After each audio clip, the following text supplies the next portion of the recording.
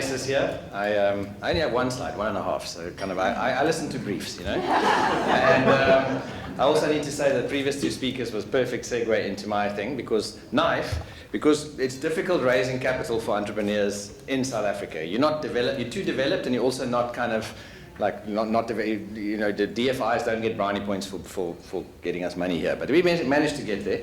So at one point we were listed. So I do agree with Arnold, you should not be listed. What sucks even more than because you're chasing quarterly targets for share price, you don't actually chase long-term businesses like most of us in this room. The market does not understand it, so it forces you into a consulting model because every quarter matters. What sucks even more than being listed is buying your own company back out of being listed. So you know, Evan and Andrea and I have a real war story to tell about that. That really hurts. Anyway, that's done and dusted. I think Zach's a better VC than I am. I think he's probably talking about unrealized IRR, but our fund one realized IRR was 59%. And in that fund, we exited the company to General Electric, one to Visa, and one to Uber Eats, all South African companies. So remember, he said 60. So one day when I grow up, I want to beat 59. And also he talked quite a bit about rule of 40s and all the rest of it. But yeah, I do have slides. Must I press something, or can you guys put it up? So this is my one slide.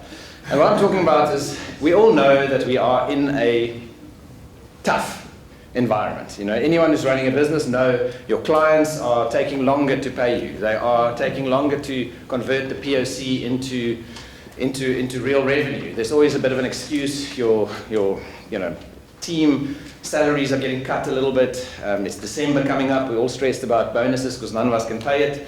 It's just a cash flow crunch. So if you are a high growth business, and it's not just for raising capital, what matters at the moment?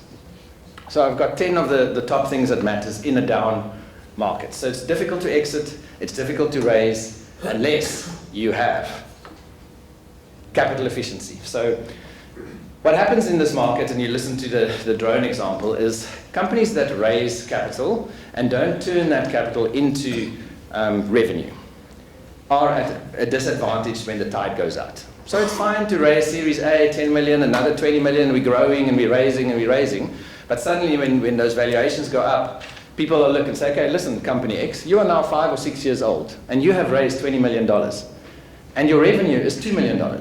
So where did the $20 million go? And no, we've built this amazing tech. We're just about to kind of go like, wow. So you built tech that no one's buying. So you didn't invest in your marketing team and all the rest of it. And it's not because the VCs worry about this. It's because the M&A team of the acquirer that we're selling these companies to eventually, because we talked about don't list, also there's no IPOs really happening of tech businesses here. So basically there's a lot of M&A activity, and I can give you a good presentation on that. But companies strategically grow through two ways, organically, but in a down market, they actually grow through acquisition. They say, shit, you know, our innovation teams are not as clever as these startups, let's buy. And when that M&A team looks at your data room, they look at what have you done with the money that you have raised from the beginning to now, and they divide that number by your revenue, and you get a capital efficiency ratio. Go Google it. If it's less than 1, it's amazing. So you've raised 10 million and your revenue is 11 million. That's amazing. If it's over 5, you've raised 50 and your revenue is 10, then you're in trouble. The stage matters, because obviously in your first year or two, you're going to obviously raise more money than what you'll see, like what your revenue is. But just, you know, be capital efficient. That helps not just for raising capital, but it helps for building great businesses. Rule of 40, if you heard it when Zach said it the first time, it's basically just your revenue growth rate and your EBITDA margin. So if you're growing at 50% year on year, I don't care. You don't have to be profitable. You can actually burn 10% on EBITDA. But if you are starting to pull back on growth, let's say you've only grown 17 or 20% year on year last year, well then you better have like 20% of EBITDA because of a slower, it's just a life cycle 101 of a company. You know, if it's high growth, please don't make money. Take that money and shove it back into sales and growth until you run out of growth. Well, then you need to make sure that you kind of deliver other shareholder value to businesses, which is so basically revenue growth plus EBITDA margin needs to be more than 40%, because then you're bucking the trend, and then can you have higher multiples on valuation, all the rest of it. path to positive unit economics, that CAC and NAC and LTV and all that stuff that Vac was talking about, that's what I'm talking about. So positive unit economics, or a path towards, it's the numbers behind, it's the Excel sheet behind the Excel sheet, which is your financial model. So revenue is not your first line on Excel. Revenue pulls in from another sheet, which has widgets times money per widget, times 2 revenue streams, times a bit of consulting on the side because you have to pay the bills, and all of those things, but it's that. So you have to have positive unit economics, because if the sausage machine is working, throw more meat in. Like it's just basically repeat, rinse and repeat. You found that repeatable, scalable business model, and then it's easier to raise funding. When you're still tweaking with the business model and you're making losses there, then it's difficult.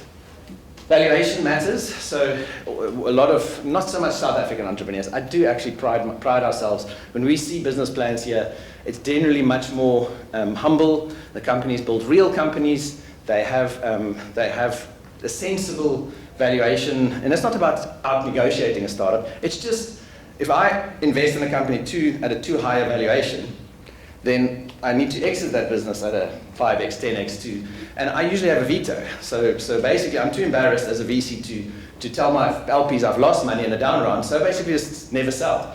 So that's why we have all these paper unicorns in Africa and not realized unicorns, because they're too overvalued, so no one's buying them for that value, because the M&A team and the potential acquirer is clever. They are clever oaks. I shit myself for those oaks. And they look at these things. Anyway, so realistic exit expectations. Yeah, our favorite unicorns there. We're not unambitious. We definitely have unicorns. But what can you really exit for? If everyone's going to build a unicorn, no. I mean, Knife Capital built a whole business on exiting businesses between $12 million and $110 million. And I'm quite happy as long as you invest 2 and 6 times money to 12, or you invest 20 and you make 100 and 100. So you just churn capital into the system back to investors. So have realistic expectations of, and exit is a whole different topic on its own. But basically, every journey ends. Trust me. And at some point, and if you build a disruptive, kick-ass business that ask pitch payments, that actually take someone else's, disrupt some industries, people are going to get interested. They're going to want to invest, or they're going to want to acquire you. My house is not for sale, but at some point, if someone rings the doorbell and give me enough money, the kids are packing their bags and we're leaving. A team that can execute. So a team is obviously, back the jockey, not the horse cliche. But it's not about what the jockey has done. It is what the jockey is doing around capital efficiency, unit economics, and all the rest of it. And it's basically just jockey or jockeys. Execution. Large market, kick-ass product, execution, ability of a kick-ass product into a large market, rinse and repeat. So one has to show, Zach talked about momentum and about traction. One has to show execution ability, because next year's Excel model looks quite scary. In year 2, in year 3, in year 5, that hockey stick goes through the valley of death into craziness. We have to believe that you can do it. And why do we believe it? Because you've done it sort of with your unit economics to a smaller scale. Give me more money, I can. Durable customer base. Is there churn? Do they kind of leave you? Do they stick? Is your model a SaaS sort of repeatable model, or is it sort of every month you wake up, you have to start on the first of the month selling again? Or is it kind of a recurring business, revenue business like Akasha's business over there, or a few others that I know here? Basically, you can kind of bank your last month's revenue and grow from there. Product differentiation. Do you have a moat around that is difficult for someone else to just throw more money at it and go for it? So what differentiates you? What is the product market fit? And differentiated businesses that have little burn, so burn is basically how much money you're burning on a monthly basis. How much runway do you have left? Is it 6 months? Is it, when we get businesses as VCs of companies coming in and say, listen, I have to get the money before the end of December, otherwise, the business runs out of money and we have to shut down. I say, well, it's difficult for me to enter into due diligence, legal, all the rest of it, and give you the money, and I want to go on holiday on the 15th, so good luck. But if you had to come to us and sort of have 6 months runway, 12 months runway, how does that runway and burn multiples and stuff work? And then my pet project, the acquirability index. So, and whether you are a VC or not, businesses generally that disrupt stuff is going to get acquired or partner with or do sales channels with others. And how acquirable are you? Every journey ends. Do you have data room stuff? Is your value proposition clear? Can you explain your business in 4 words? Google, easily find useful information. Facebook, connect with your friends. Life Capital, exit-centric business building. So, you need to be able to do that, otherwise you're not clear enough. So yeah, that's that, actually. Hey, wait, I want to show you one slide. Can you put the next slide on? So this was a SaaS conference where they basically, it's a bit deceiving because it's not the most important things, it's what's most important versus how important it was last year for investors in Silicon Valley. Small sample base, but if you look, capital efficiency, most, top of that. Valuation, the right valuation. Convincing AI strategy, which is obviously convincing. Everyone does AI. I wrote my daughter a letter because she's on a quest somewhere, and I just said, write a letter to a daughter, which is sort of a solo quest in Cedarburg, and tell her how proud I am, and it's done. So she luckily has a sense of humor, but,